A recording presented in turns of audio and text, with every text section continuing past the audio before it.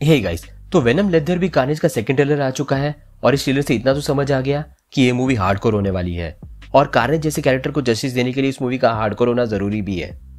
हालांकि ये ट्रेलर एक टीजर जैसा ज्यादा लग रहा है as compared to first trailer, खास करके कैरेक्टर्स के मामले में। ये ट्रेलर स्पेसिफिकली कार्नेज पर ज्यादा फोकस करता है, उसकी ओरिजिन स्टोरी और कितना डेंजरस और डेडली है वो उसके ऊपर। बट रिगार्डलेस, इस ट्रेलर में काफी कुछ है ब्रेक डाउन करने के लिए।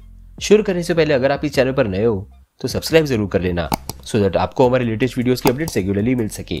So without wasting any further time, let's get started.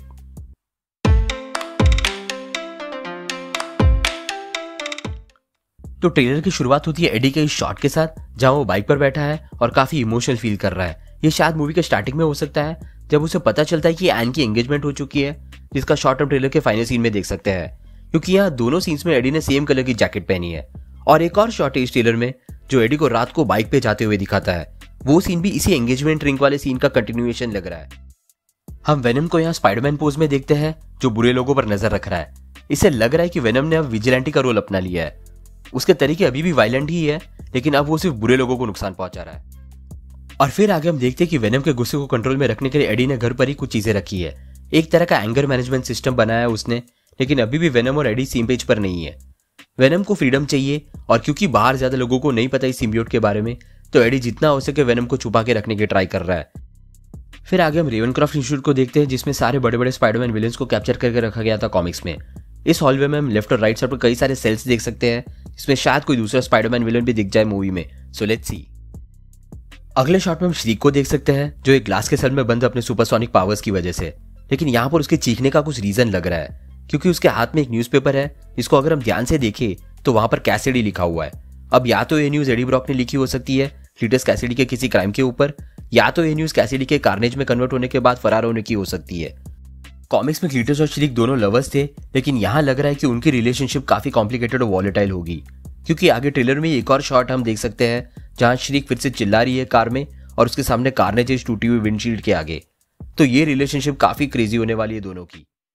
फिर आगे हम देखते हैं कि एडी ब्रॉक फिर से क्लीटस से मिलने प्रिजन में जाता है और क्लीटस ने जितने भी मर्डर्स किए हैं उसकी स्टोरीज वो एडी ब्रॉक को दे रहा है, बट एज क्लूज।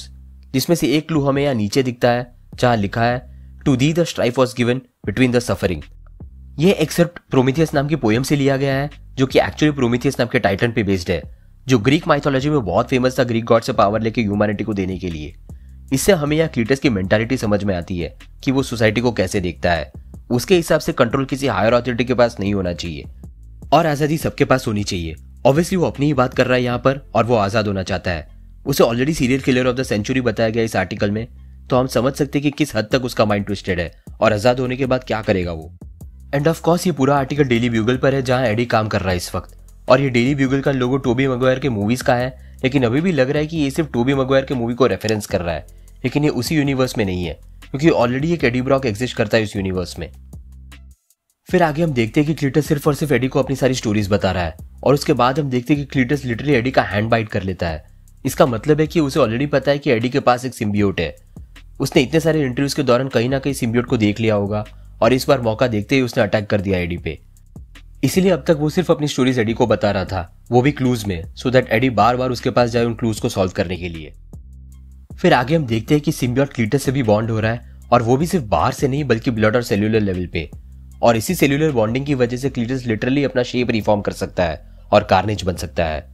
एडी का सिम्बियोट सिर्फ रैप होता है उसके बॉडी के अराउंड, लेकिन क्लीटस खुद अब एक तरह का सिम्बियोट बन गया है, इस लेवल तक कि उसका फ्लैश और ब्लड बॉन्ड हो चुका है सिम्बियोट के साथ। और फिर हम देखते हैं कि कार्नेज फैसिलिटी में ब्रेक इन करता है जहां वहां की सिक्योरिटी फोर्स उसे रोक नहीं पा रही, और फिर कुछ लिटरल हार्डकोर स्टफ जो कि एक्चुअल कार्नेज का स्टाइल है कॉमिक्स में, वो हम देख सकते हैं। मोस्ट प्रोबेबली क्लीटस यहाँ आया श्रीक को छुड़ाने के लिए, क्योंकि ट्रेलर के आगे के शॉट में हम उन दोनों को जलती हुई फैसिलिटी से बाहर आते हुए देख सकते हैं।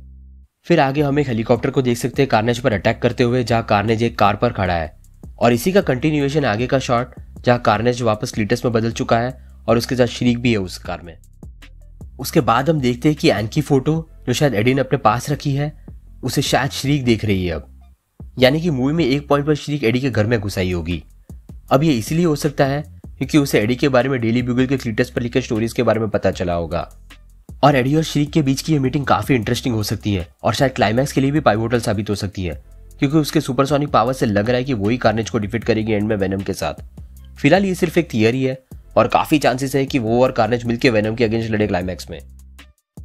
हमें ये भी नहीं भूलना चाहिए कि इस ट्रेलर में टॉक्सिन को नहीं दिखाया गया जो फर्स्ट ट्रेलर में प्रेजेंट था, तो क्लाइमैक्स में वो भी आ सकता है वेनम के साथ कार्नेज से लड़ने के लिए। So let's see.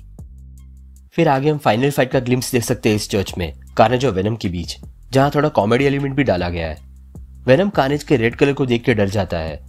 इसे लगता है कि रेड कलर के सिम्बियोट यूजुअली ज्यादा पावरफुल होते हैं बाकी सिम्बियोट से। लेट्स होप की मूवी थोड़ा और एक्सप्लोर करेगी सिम्बियोट की हिस्ट्री के बारे में, और शायद हमें सिम्बियोट्स के क्रिएटर नल का भी एक टीज देखने मिल जाए जो बहुत ही ज्यादा एपिक होगा। तो आपके क्या थॉट्स है वेनम 2 के इस ट्रेलर को लेकर, नीचे कमेंट सेक्शन में जरूर बताना। अगर आपको वीडियो पसंद आया हो तो उसे लाइक जरूर कर देना, और अगर आप इस चैनल पर नए हो तो सब्सक्राइब करना मत भूलना। हम रेगुलरली ऐसे वीडियोस पब्लिश करते हैं। हमारे रिसेंट वीडियोस को देखने के लिए यहाँ पे क्लिक करें। Thank you so much for watching guys, stay safe.